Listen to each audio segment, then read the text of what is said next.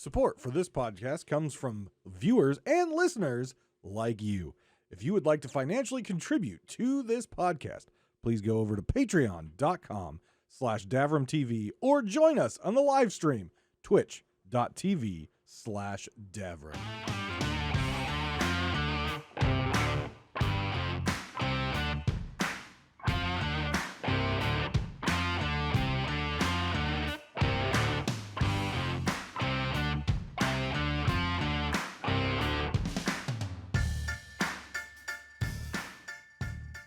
Welcome to Pirate Talk Radio, your podcast for Sea of Thieves news.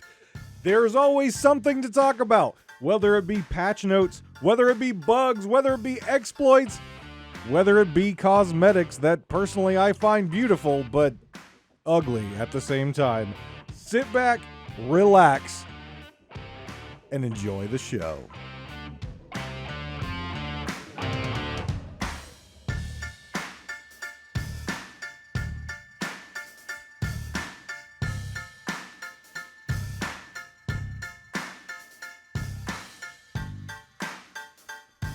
Welcome back, guys, to Pirate Talk Radio. This is episode 71, and I apologize for those of you who tune in on YouTube. I had some major issues with episode 70.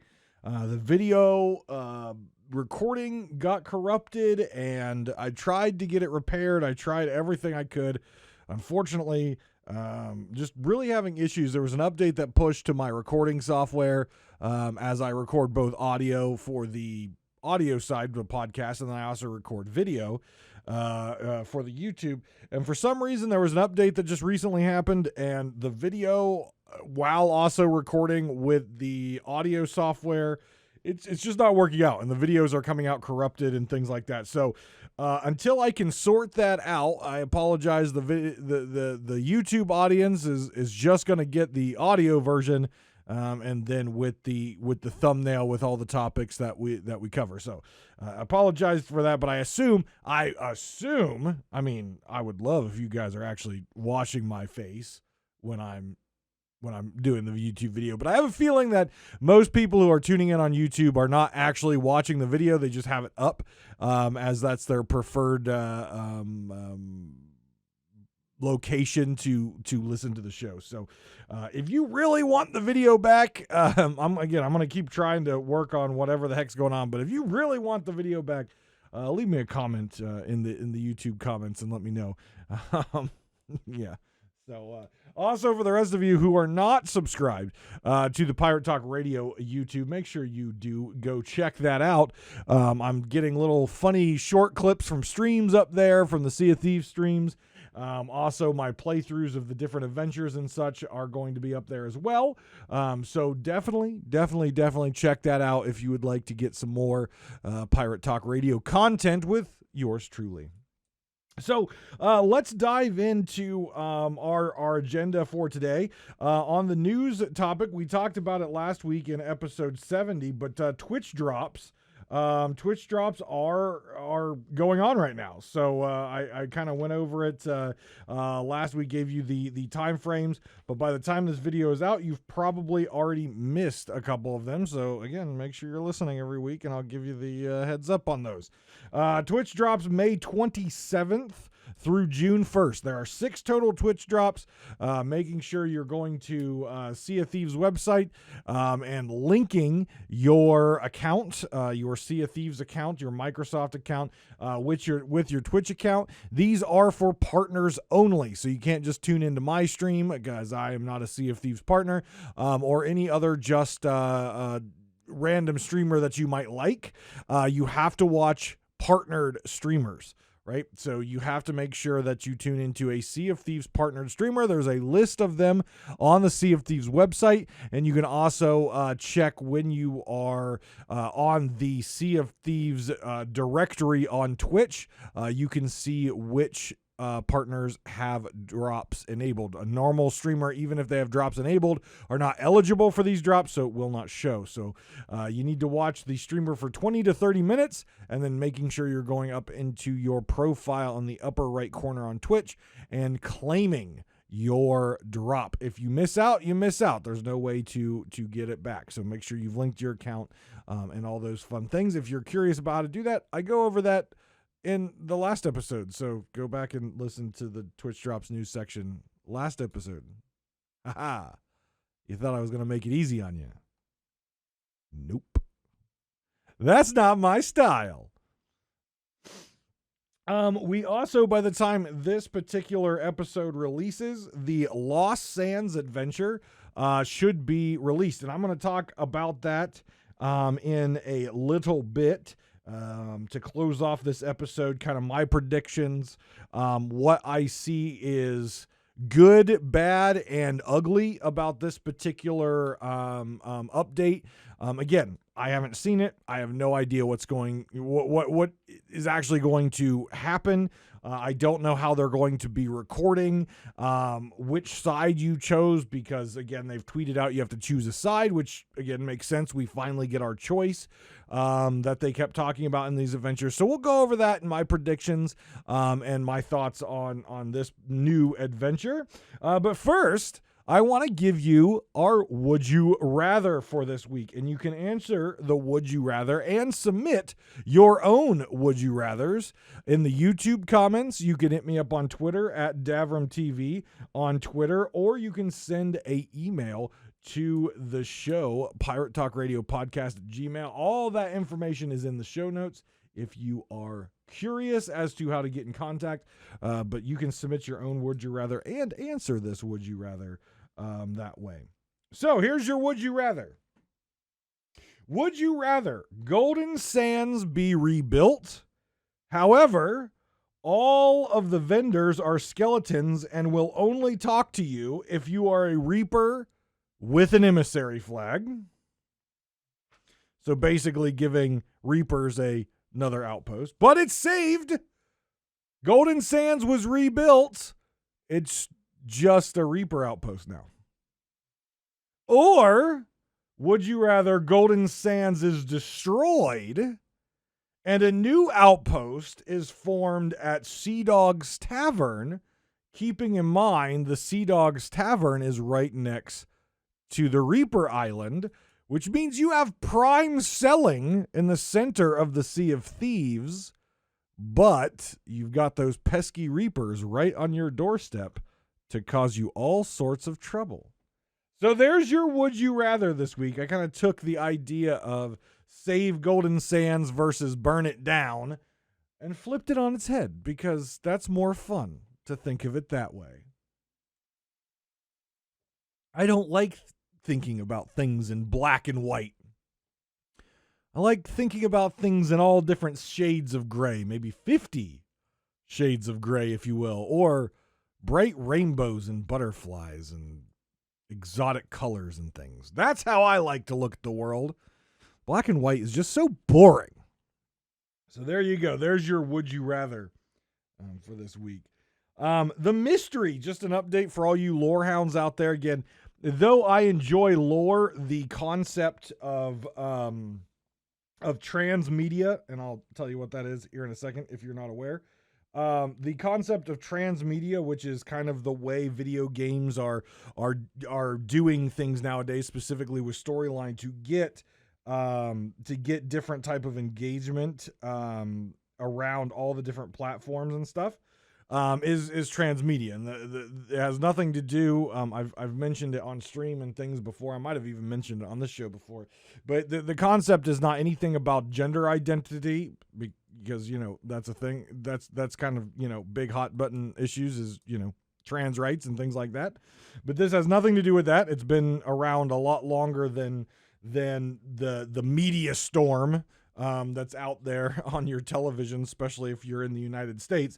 The transmedia is just a definition of game companies utilizing Twitter, YouTube, hard copy, soft copy books, audio books,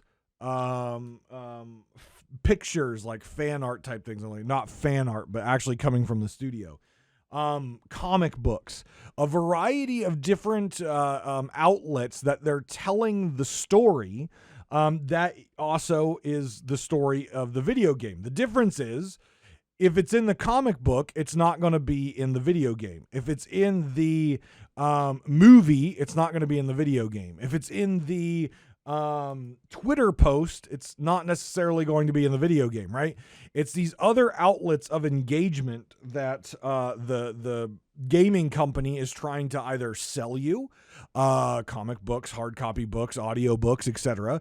And they're trying to sell you to generate new revenue, trying to get you tickets to the movie or the TV show or whatever it is. But it's canon and it is linked to the video game, right? So if you're not consuming the comic books, you're not consuming the audiobooks, you're not consuming all these different forms of media, you're actually missing out on the storyline, right? Because it's being referenced in the video game in some way, shape, or form, or something feels like it's missing or left out.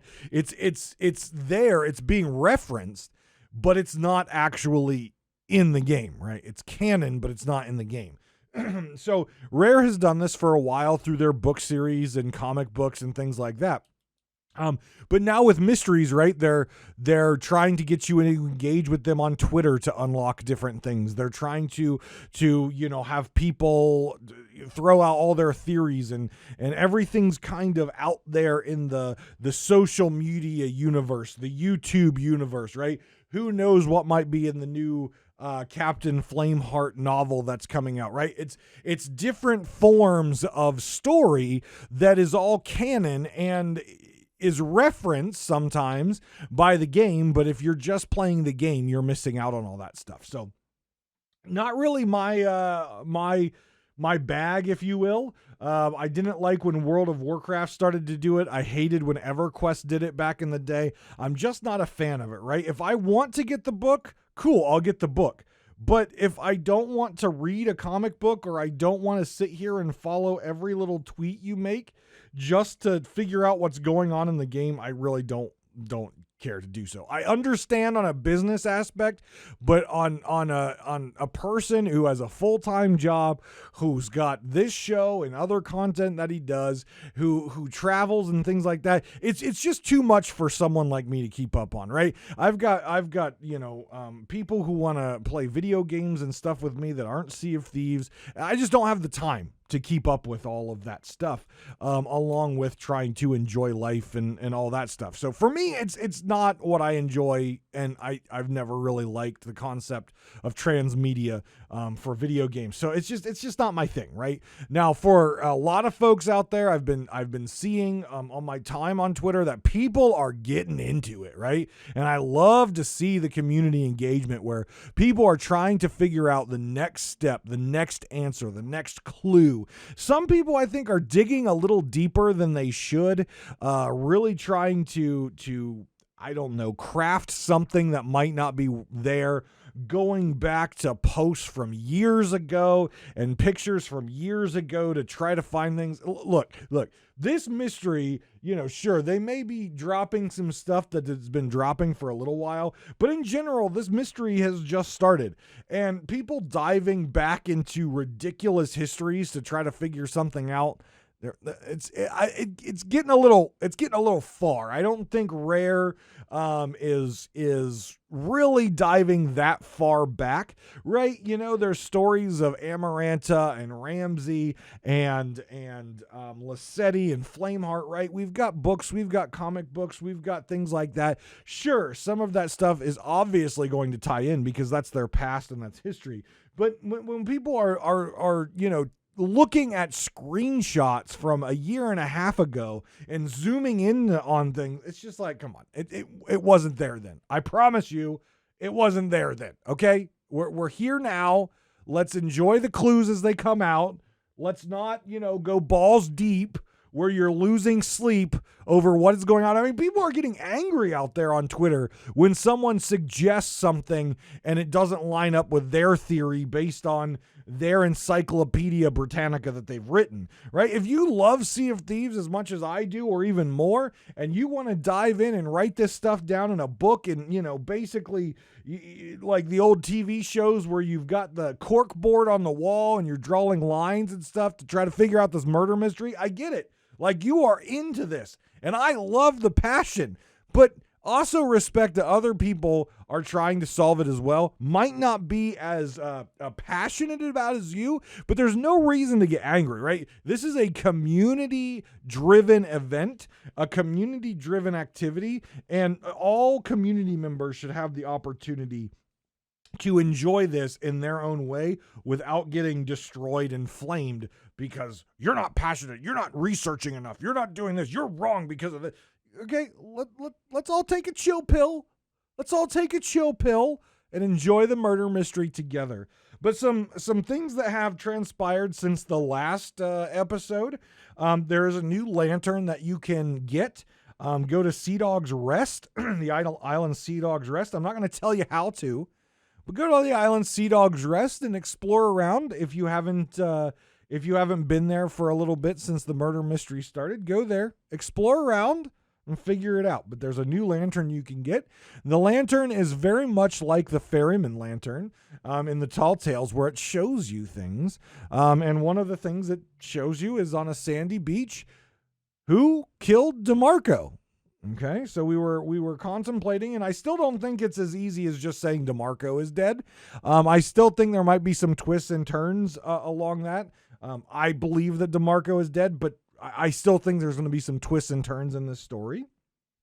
So you can find clues right now around Sea of Thieves with those lanterns, namely, who killed DeMarco in the sand, but other folks might be finding some other ones. Just be careful of Photoshops out there is what I'll say. There's a lot of Photoshops surrounding this right now, so be careful of the Photoshops, right? But go get your lantern and explore around and see if you can't find any clues.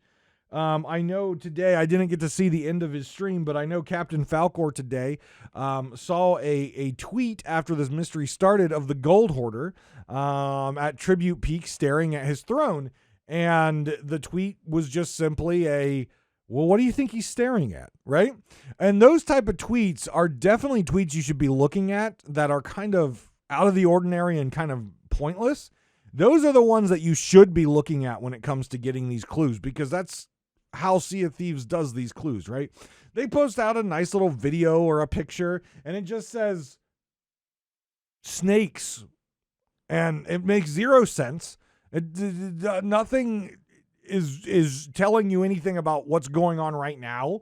Nothing about server stability or hit registration. Just a random picture and the word snakes, right? Those are the tweets that you should be focusing on when it comes to this mystery, because those are your hints. Those are the ones you want to analyze and look into. So you can also run around, and there are now different graves across the Sea of Thieves. There are now notes attached to the different graves that you can read and learn a little bit more about the mystery. Again, I'm just trying to give you some information if you're stuck or you're wondering what's going on. I'm not diving too deep into this. Again, it's not really my cup of tea. I'm trying to put all these different sources out there together and come up with the answer, right? I'm going to enjoy the journey, but I'm going to enjoy the journey through other people who this is what they want to spend their time doing, right? But I will give you information as I get it, and hopefully you can enjoy the mystery in however you want to enjoy the mystery. At the end of last episode, and the end of episode 70, I teased that we would be talking about a controversial topic this week, and that's what I kind of want to get to right now. And I guess the conclusion of this happened about 2 weeks ago or so, and that is dealing with the new mustache cosmetic.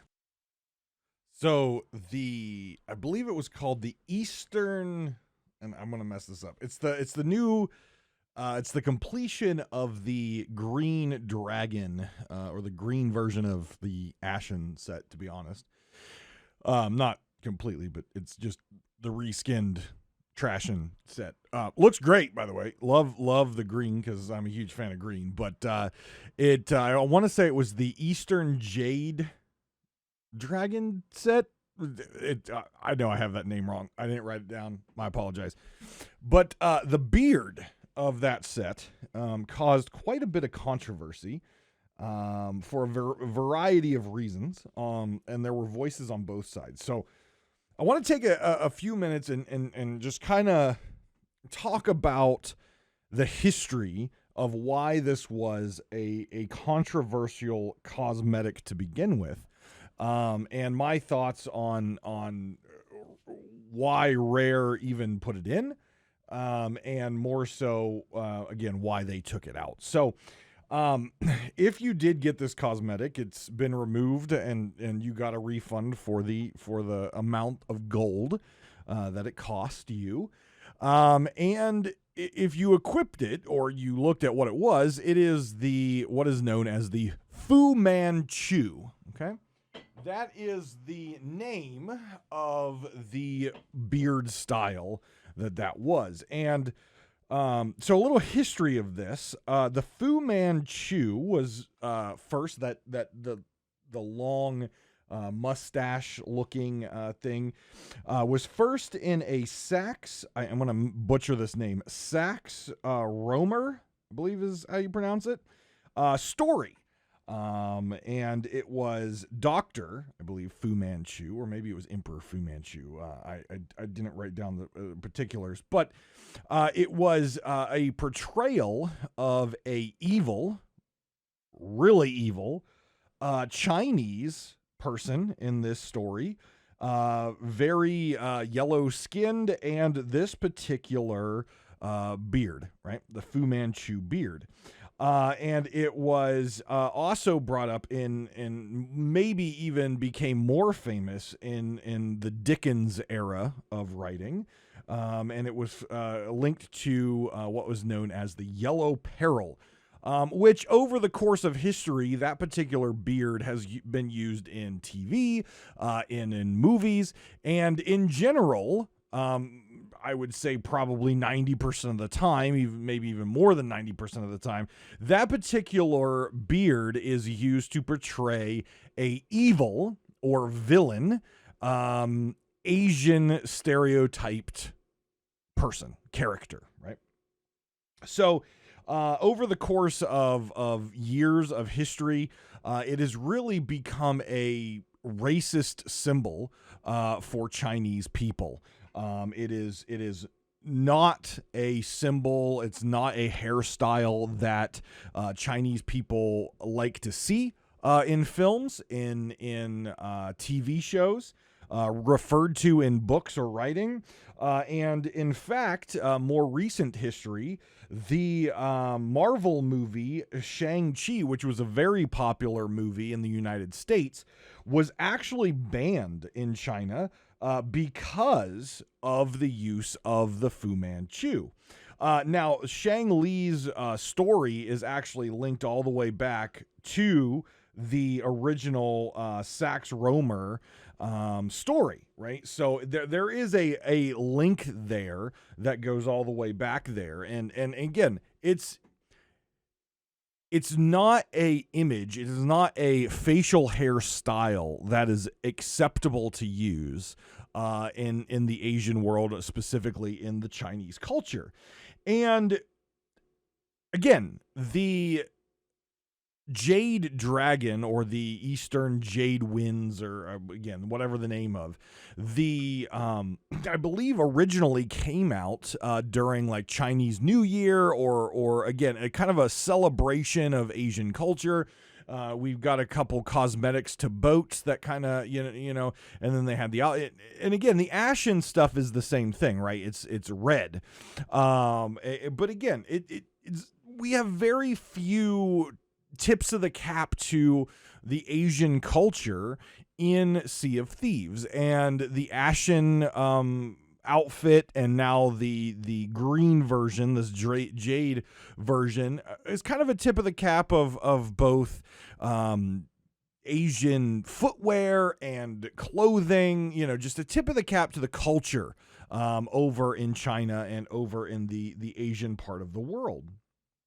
Unfortunately, there are limitations when you are honoring a culture. There are limitations to what you can and can't do.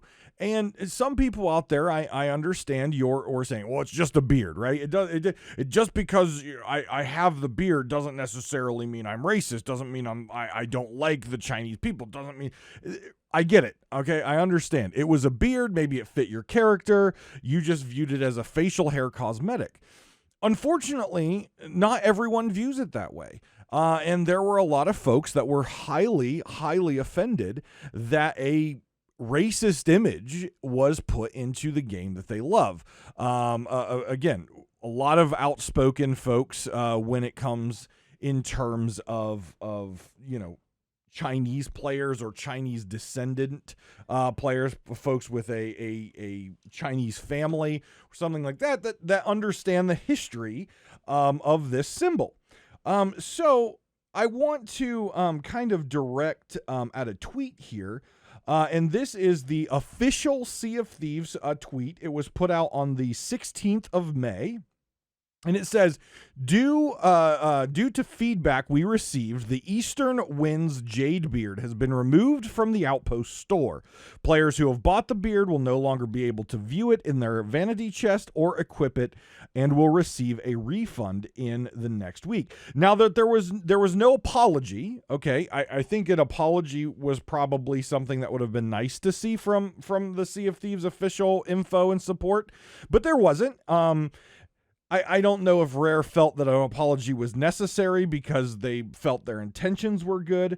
But either way, they took action and removed it. And again, a lot of folks were very upset that this particular cosmetic was removed, seeing that they saw nothing wrong with it. And I want to kind of give a perspective. This is a content creator, a player of the game with a descent and a knowledge of the history of this particular style of beard. In a very professional tweet in the comments, again, defending Rare for removing it, says, the style and description referenced Fu Manchu, a racist caricature created by a British man in the early 20th century that pushed stereotypes, propaganda, racism against Asians in the Western world. 100% correct. I don't care if the beard is there or not, but I understand the intent to remove it. So again, just a little context there. And I talked on stream, I think a week or two ago about this. And again, some people were saying in chat, and even the folks that I was sailing with, was I didn't see a problem with it. And the example was then brought up about the swastika, the classic bent cross that now today symbolizes Nazi Germany, symbolizes the Holocaust, symbolizes the genocide that the Nazis did against the Jewish people and other people who were not deemed Aryan race or who were not deemed, perfect or Nazism, right? But if we look at the history of the swastika or that bent cross symbol, you can trace the lineage of that symbol all the way back to Egypt and ancient civilizations where it meant different things. And it didn't mean killing people. It didn't mean a group of horrible dictatorial leaders who are leading their people to kill people and conquer the world and cause horrible tragedy, right? It meant very different things in the ancient world. And there are people out there to this day of Asian descent, of Asian people who have this particular facial hair. There are also, people who have portrayed characters in movies who are of Asian descent and have donned this particular facial hair. So I can see both sides of the argument, right? I can see both sides of it's just facial hair, and then this is the history behind it and why it is racist and why it shouldn't be in the game, right? So you have both sides. I'm going to take the approach on the Rare side, okay? Rare, as we've talked about, has issues with server performance, game performance, player experience. They've hemorrhaged players for a long time. They had a boost of players through Pirate's Life. They've lost some, they want to get as many people playing their game as possible. That is their job. That they want to create a fantastical world, an amazing game that people will continue to play and love for a long time, which generates them money, right? That's business, right? Regardless of if we agree with some of the developmental choices or not that Rare makes, it's about money for them, right? They want players to enjoy themselves playing the game so that players continue to play. They get that money from Microsoft for Game Pass, their little kickback for the Game Pass. They get people buying Emporium. Their objective is to make money. They are a business. And when you are in a business and when you are a public figure or a business, you have to be very cautious about the lines you cross, how you cross them, and you have to be very cautious about how you approach things, because things that you may not see as an issue, things that you may not intend as an issue, may be a major issue for some people and may cause a lot of pain and frustration with a portion of your player base. And as a business, you can't afford in this particular world to lose customers. Losing loyal customers, losing good customers is a death of a business, right? There are some decisions that you can make that you are okay with the loss of people. Having a group of people calling something in your game as racist and giving a history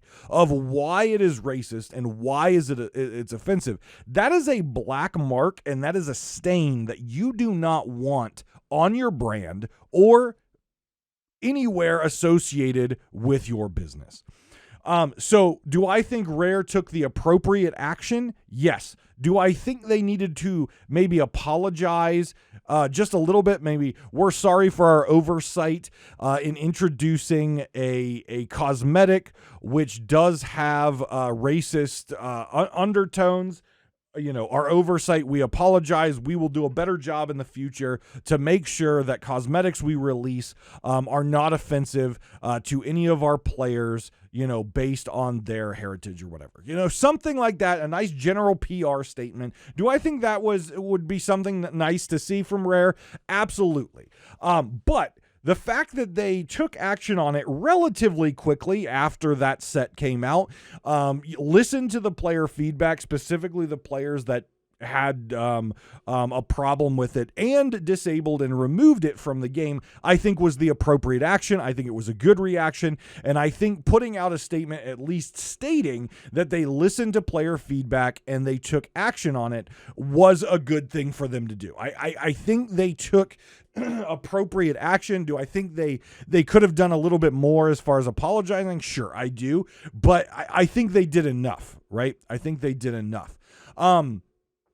But again, there are certain things that Rare could do that I don't think they need to apologize for that will piss off players and push them away. Disabling the arena, for example, pissed off a lot of players, pushed some away. But that was a decision based on statistics on their player base and what their players were doing, and then looking at their business, where their resources was, where their money is coming in, how much money they have, and what they would like to do with the game in the future. And it was completely based on business decision and statistics. This was based on something a little bit more personal, a lot more personal in some cases. And it was based to make sure that an entire population of their player base is not put off by their game, because anytime they log in, they have the chance to see a symbol, which to them is very offensive and very hurtful and very racist, right? Just by when it was originated to be a poke the finger, a point, a racist finger point at a particular culture, at the Chinese culture specifically. That was the right course of action. And whether you agree with it or not, and that's fine, it's really simple to turn off a cosmetic and remove it for the game to ensure that your players are not offended and that. Now, I'm sure there's some people out there who have made the comments. I haven't looked on Twitter, but I'm sure there's some people out there that's like, I'm offended by blonde hair. I'm offended by this hairstyle that looks like a butch lesbian. I don't agree with the LGBT community. I'm offended by this outfit because it looks like a Spanish conquistador, and the Spanish through their crusades through America wiped out a whole bunch of indigenous people. Okay, I get it. Okay, I get it. You could turn this in any way, shape, or form that you want. But at the end of the day, the Spanish conquistador outfit has nothing based in racism, to my knowledge. And I've studied a lot of history, including the colonization of the United States. Was it a horrible time for the indigenous people? Yes. But it wasn't necessarily a single symbol created by the West to be derogatory towards the Eastern people. Okay, that it wasn't. It was a suit of armor, right? The conquistador set with a suit of armor, right? Blonde hair, people are blonde all over the place. Redheads, particular hairstyles. I mean, there are people out there who don't like my haircut. It looks like a really cheap white man's version of Ragnar Lothbrok. Okay, it's not as long, it's not as cool, but it's getting there. All right, there are people out there who don't like that, but guess it has nothing to do with racism or trying to offend someone. I don't think that Rare did their due diligence in researching this particular symbol, and I think it was an honest mistake. At the heart of all of this, I think the introduction of the Fu Manchu into Sea of Thieves was a oversight in the research of that particular image, of that particular facial hairstyle. It was a complete oversight. They didn't do their research. They put something in there that they thought, again, was a tip of the cap and an honoring of a certain group of people in the world. Because, again, if you see that hairstyle, I'm sorry, you do not think Chicago, Illinois deep dish pizza. You do not think gangsters of the Bronx, right? From back in the days. You do not think of the gold miners of the west of the United States. You do not think of the Swiss Guard in Vatican City, right? You don't think of Swiss chocolatiers when you see that facial hairstyle. Immediately when you see that facial hairstyle, you immediately go, oh, Asia. Oh, China. Oh, evil villain from movies and TV shows and books, okay? And that's fine. That's fine that you associate that with it. Because that is the books that are out there. That is the image we see in our movies and our TV shows. Is it good that these movies and TV shows and books are still including it? No, it's not. But as far as us, the people, that's what we associate with it. We don't necessarily know the history unless you're sitting there researching it. We don't know that story unless you researched it, right? I knew that the Fu Manchu definitely portrayed an evil Asian villain. I've seen it enough. Did I know the history that this was created originally by a British writer in 1912, Sax Rohmer? No, I did not until I researched it. Did I know that it was associated with the Yellow Peril and Charles Dickens, again trying to poke fun of and make fun of Chinese folks? No, I didn't. Not until I researched it. Did I know that China banned the Marvel movie Shang-Chi because of this particular facial hairstyle was used? No, I didn't. Not until I researched it. So my guess is that Rare just didn't dive deep enough in their research, and they just picked a symbol that they knew players would associate to Asian culture, which is what the entire Ashen Dragon and Eastern Dragon sets are tied to, right? They're tied to the Asian culture. That's what they're tied to, and I think that's what Rare was going for. But they need to do a little bit more research, right? They need to do a little bit more research, right? For example, let me give you another example. And based on the fact that Rare is in the UK, I doubt that they would ever make this type of mistake. But let's say they had on an island a skeleton corpse. And the skeleton corpse had chains, anklets, like chains around their ankles and bound around their wrists. And on this particular island where the corpse was chained, right? They had anklet and chains. There was a field, and that field just so happened to have plants on it with bulbs that looked like cotton. And that particular skeleton chained up had dreadlocks, right? Now, if you're not drawing the lines here, let me help you draw the lines here.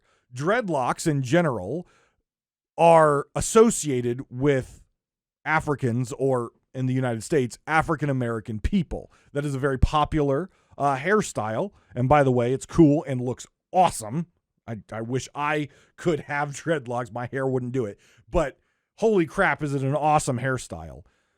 But if you then tie that to this skeleton clearly dead in a cotton field with chains, you are now taking a hairstyle which is associated with a group of people, and then that skeleton is just so happens to be presented as if they were a black slave working cotton fields, right? And that's the kind of thing. Again, would Rare ever do that? No, they're smart enough to know that history just without even trying. But the Fu Manchu is a little bit different. Namely, I know here in the United States, Asian history is not taught in our schools, right? It's not taught in our schools. I don't know about England. I hope it was taught in our schools in the United States. I would hope it would be taught around the world. It's part of the world. We should know about cultures around the world. We should know about their people. We should know about their history. But until I researched this stuff, and I've studied history all of my life. I have a degree in history, and I did not know the literary works of the British in 1912 with Romer and with Dickens and the Yellow Peril. I've read Dickens before. I didn't know who Romer was. Maybe I should. But I did not know this history, and I assume that's where Rare fell into the trap and got themselves into this situation where they offended and hurt some of their players, again, namely over the seas. So, again, I think us, the players who might not be attached to the Asian culture, might not be familiar with that history, I think we need to take a step back and understand where the pain came from. We need to understand the history of that particular facial hair, and we need to have a little more kindness and empathy for those folks who were hurt and offended by that, and not just go out on Twitter or Reddit, which I saw plenty of people do, and attack these folks for being snowflakes or insert any other terminology saying they're overreacting. Okay, there are very hurtful things that imagery can do in video games, in movies, and TV shows, and books, or whatever the media is. Images are very powerful and can really, really hurt people. So I'm glad Rare removed that, and I hope my little history lesson here and my little tying together something that might be more familiar with us, I hope that gives you a little bit more perspective on why this was important for Rare to act on, and act on quickly, and completely remove this particular cosmetic from the game, both on a business and brand standpoint, but also just to be decent human beings to some of their players and people around the world who play the game. So, adventure number 4. We finished up Act 3 right? It's 3-part acts, so we're in our second story of adventures. Well, it's the continuation of the story, right? It's not cut and dry. It's not like a movie trilogy and then another movie trilogy. They are linked together, but the idea again is we have a 3-act adventure series, and then we move on to another 3-act adventure series. So 1, 2, 3, obviously 3, you know my opinions of it. It ended in a glorious battle against the Shrouded Ghost and the forces of Flameheart. And now we're into the next arc, the next 3, 4, 5, 6, if you will. If you're a Star Wars fan, you knew these have to be the best because Star Wars 4, 5, 6 were the best. And the other ones just, I almost want to erase them from the Star Wars universe, but I can't. And now in number 4, adventure number 4, we are tasked with saving or destroying Golden Sands. And you already heard my Would You Rather earlier, but here's some of the items that I would like to talk about. And as I said before, by the time this is publicly released, you all would have already played. You all will have already been a couple days into the adventure. You know how they're going to be doing it.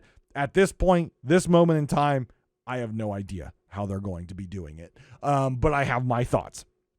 And I've talked to you a little bit about them on stream, but I will kind of hit you with them right now.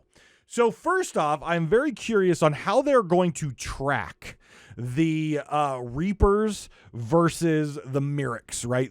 Save Golden Sands versus destroy Golden Sands. We've had choices like this in the past, such as when we had to hand in flags, Gold Hoarder, Order of Souls, or Merchant Alliance or Reapers, and the most flags that handed in over a period of time would reward everyone who took part in it a certain hat cosmetic, right? That was something there. So I assume that they're going to use a similar system of tracking where you have an objective, whether it be a flag, an emissary flag, whether it be a voyage, whether it be where, who you turn stuff into. If you turn stuff into the Reapers or you turn stuff into like Merrick at the Golden Sands. I assume it's going to be Merrick. They may have the inhabitants back and you turn in stuff just like you would at a normal outpost. It's just still on fire and boarded up. I don't know. But how I view this is however they do it, either a voyage or just handing in treasure or emissary flags, whatever it's going to do, in the back end, they've got it set up like the old Reapers versus the World event. And if the Reapers get most of whatever it is turned in, they win. If Merrick's group and Save Golden Sands get the majority of treasure turned in, probably by gold value, maybe by item count, I don't know. I would hope it would be by gold value and not by item count, because then there's... Anyways, I'm going to get 1,000 golden chalices and turn them in for 150 gold each, and we win. So I don't know. I would assume they're going to use that kind of same back-end system in this. I would also like to know how they're going to tell the community how the community is doing, right? Are the Reapers winning? Are the Merrick supporters and Save Golden Sands winning? Who's winning this battle? I don't know if it's going to be something on their website, if they're going to be putting something in the game in the adventure tab where you can watch live how things are going, and you can either step up your game or you can kind of relax and eat some popcorn and watch the world burn like I'm going to do. Or if it's going to be a secret and we don't know. I really don't like the idea of it being a secret, because that means we don't know what's going on. Data could be manipulated, maybe. I don't think they would do that, but maybe. And Rare does whatever they want to do anyway. So I hope they show us visually somewhere a tracker of who's winning. I really think that would be important in order to keep the integrity, even if they're manipulating the data and even if they already know who they are going to pick as the winners, regardless of what we, the players, do. And it's just a facade for that. I don't think Rare is doing that, by the way. I'm just saying if they already have designed who's going to win and this is all a facade, if they do something to at least show us like we have hope, at least then there wouldn't be an outrage of, oh, Rare didn't actually give us a choice at all. I believe in Rare. I believe that they do have the back-end systems already in place in order to track this. So I just want to make sure that whatever they do, I hope it's transparent, and I hope it's something the community can watch as we go through these next couple weeks with this adventure. The one thing I really like about this particular style of adventure is it's not going to be an adventure like some of the past where most of the players are going to burn through it in the first day or two. It is going to be something that is ongoing, because if we're trying to calculate who wins, right, it's a race. So that means it's going to be a race through the entire duration of the adventure, which means there's going to be players playing and doing their objectives in order to get their side to win throughout the entire adventure.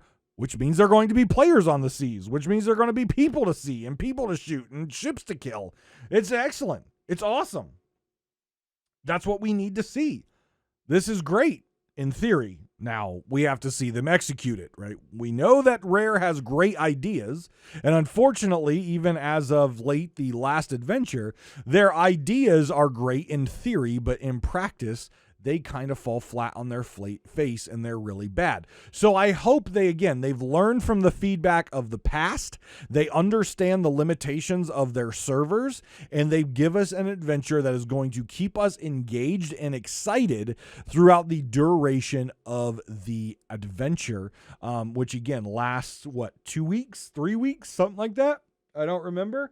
But something that lasts the duration. The other thing that I'm interested in finding out is the reward system. Every adventure before this, everyone was doing the same thing. You get checkmark, checkmark, checkmark, checkmark on your deeds. You get your rewards. This has two sides to the coin. Are there going to be unique cosmetic awards for people who are participating in Save Golden Sands? Versus the people who are burning Golden Sands? Will they have unique cosmetics? Because that would cause a lot of issues, right? If you can't get both cosmetics because you chose a side.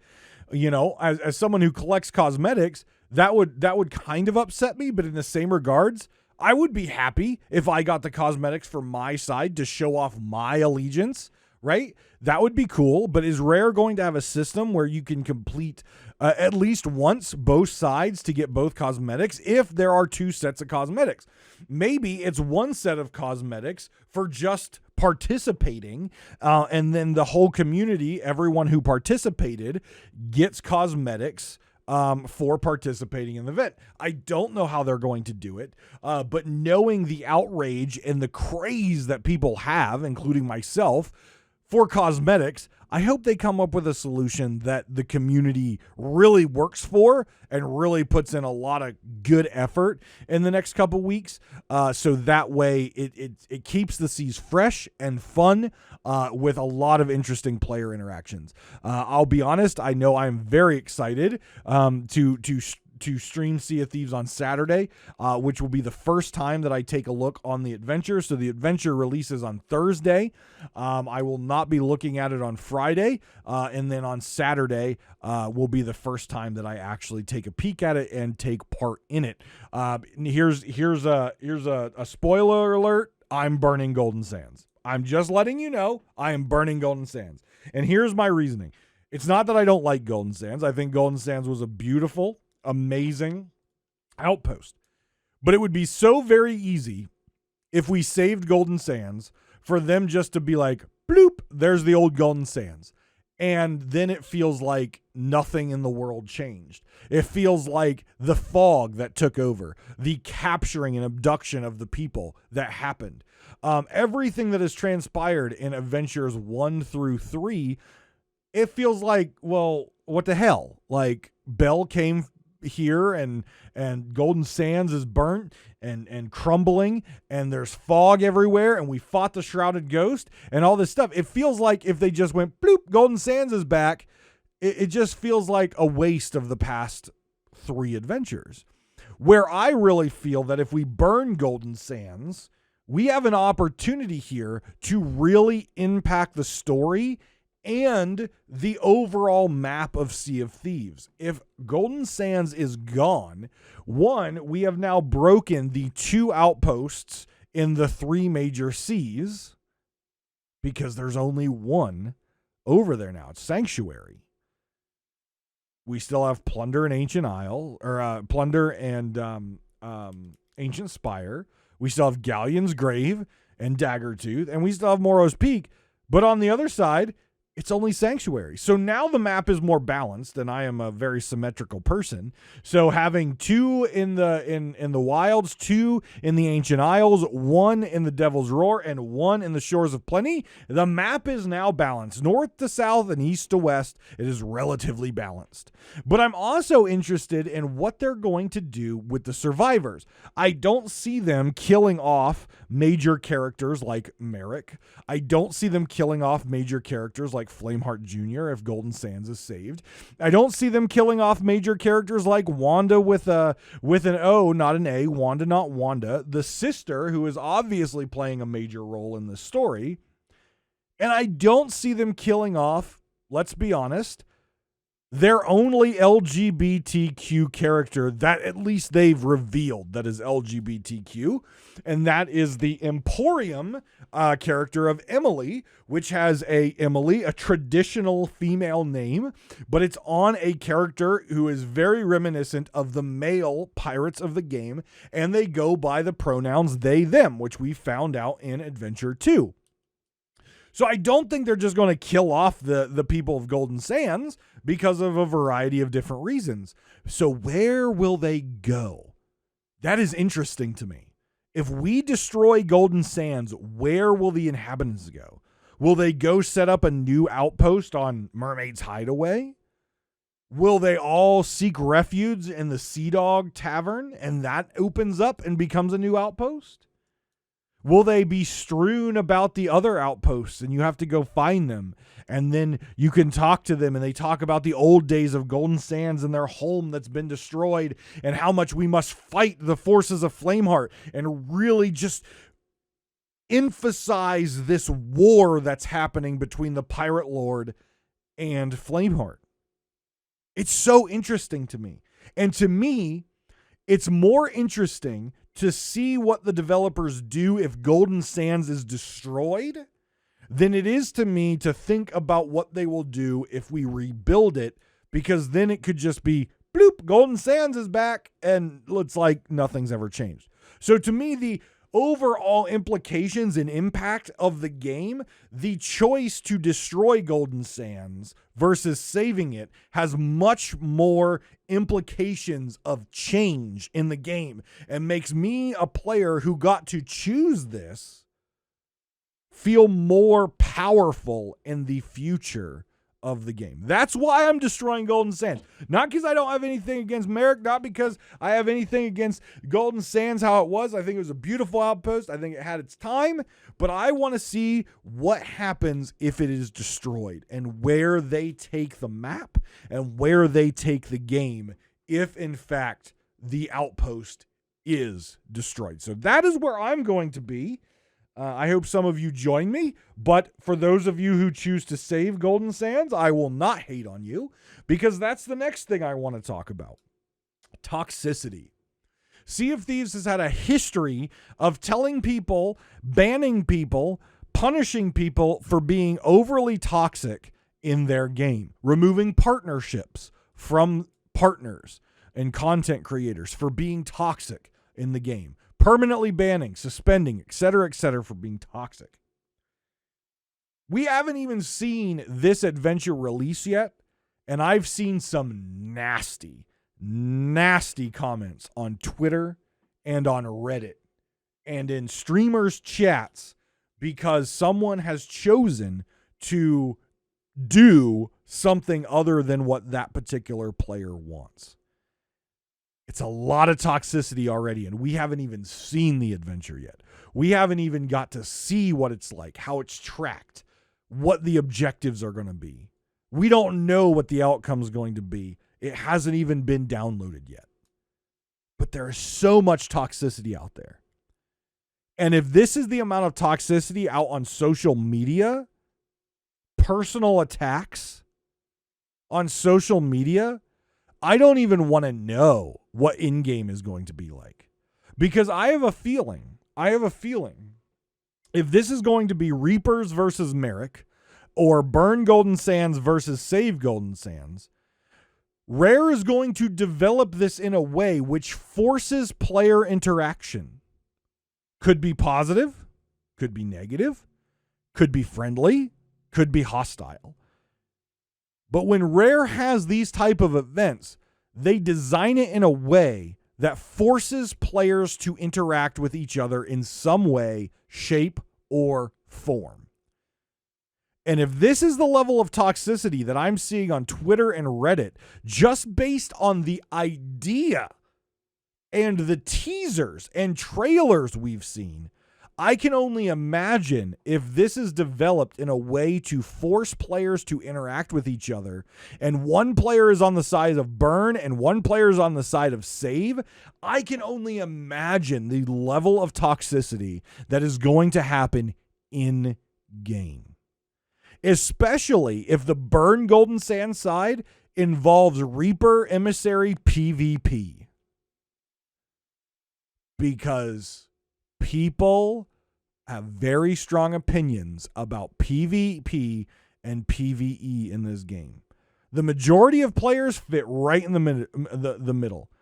It's the two sides, the two very polar opposite sides of the player base. The PvP only players and the PvE only players that are now again going to be forced into a maelstrom together, and toxicity and feelings and emotions are already running wild with personal attacks on Twitter and in Reddit based on the side. It's okay to show your colors. It's okay to say burn it down. It's okay to say save it. It's okay to give reasons why.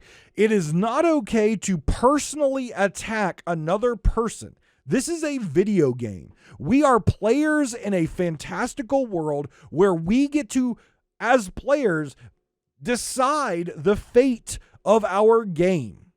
This should be celebrated. We should all be cheering that we get that kind of power.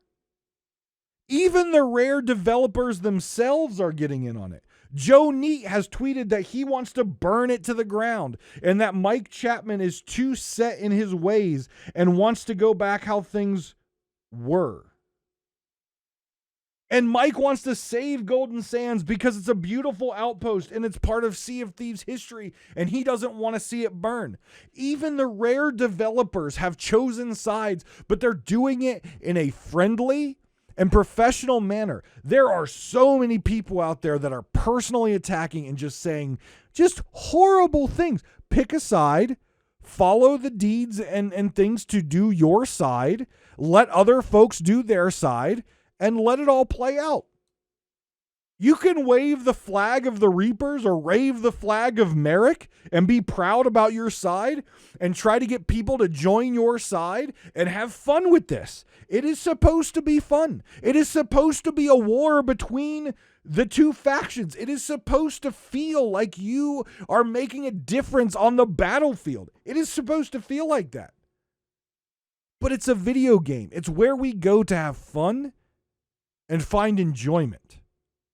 And it has no place for personal attacks just because you don't like what another player has decided to do with their game time. So what I ask of everyone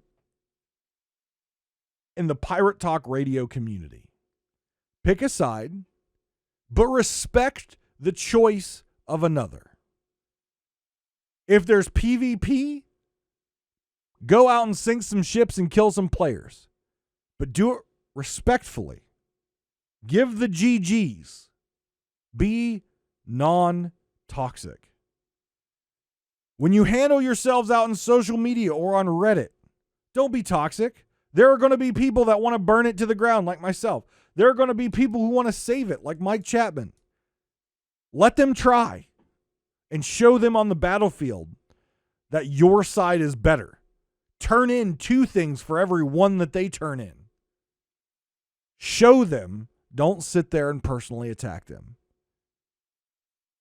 I get all worked up about the developers, and yes, I've called them names, and yes, I've said some things. But at the end of the day, if at Sea of Thieves Fest, Joe Neat walks in and walks up to me, I would shake that man's hand and say, thank you for giving me this game. I know that I am brutal about the feedback that I give and have said that there's stupidity and idiocy and morons. I understand that I say that. But it's all in love for the game. And I'm not calling out anyone in particular, a personal attack. I'm directing it at a team or at the company in general. I'm not personally attacking any one person. Personal attacks have got to go across everything. So enjoy this adventure. Have a good time with it. I think in theory, this adventure should be very fun and should be very interactive and engaging for several weeks. Enjoy it. Get on the seas. Choose a side. Wave your flag. Be proud. But don't be toxic. Just don't be toxic. Because I can tell you this. If I run into a toxic pirate, trust me, my responses are going to silence them very, very quickly. Because regardless of how mean they can be, I can be a lot more mean. And I'm not a toxic person. Y'all might think I'm a toxic person. Trust me, I'm not a toxic person. But I also don't tolerate bullies or toxicity. So go out there, be a good example for Pirate Talk Radio. I'm going to tell you right now, wave your Reaper flag. Let's burn Golden Sands to the ground. Let's see what exciting new chapter in Sea of Thieves we, the players, get to design and take part in. I am super excited for this adventure. I hope the servers are stable. I hope they do some fixing on the rubber banding issues that we've had. I hope they fix some of the bugs and issues that we've been seeing build and mount. And I hope we have a good couple weeks on this adventure. I hope everyone has a good time. And if you haven't seen on social media, it is official. The media has went out. Davrim will see you at Sea of Thieves Fest in England in July. I will have freebies to hand people who come up to me. I will have things to sign and give out to you to make sure you get to take home something from Sea of Thieves Fest and remember it. And myself and Captain Logan of the Keelhaul Podcast will be doing a live edition of Pirate Talk Radio and the Keelhaul Podcast that you, the live audience of Sea of Thieves Fest, can take part in. So I hope to see you at Sea of Thieves Fest, and I hope you have a good time on this adventure. Take care of yourselves and each other, and I will see you next week on Pirate Talk Radio.